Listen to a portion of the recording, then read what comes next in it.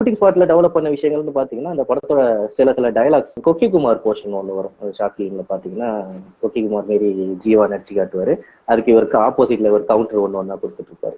So அதுல சில dialogues அவர் தான் ஆட் பண்ணாரு. ஒரு விஷயம் என்ன சொல்லுவாருன்னா, என் தப்பு தான் அன்னைக்கு நான் மட்டும் சினிமாவுக்கு போகாம இருந்ததுன்னா எங்க அம்மாவை காப்பாத்திருப்பேன் அப்படின்னு சொல்லுவாரு. அதுக்கு முனிஷ்காந்த் வந்து இனிமே சினிமாவை யாராலையும் காப்பாற்ற முடியாது அப்படின்றாரு. ஸோ இந்த மாதிரி விஷயங்கள்லாம் ஸோ அவரா ஆட் ஆன் பண்ண ஒரு விஷயங்களா தான் இருந்துச்சு. அந்த கிளைமேக்ஸ்லயும் சில டைலாக்ஸ் எல்லாம் அவர் ஆட் பண்ணாரு.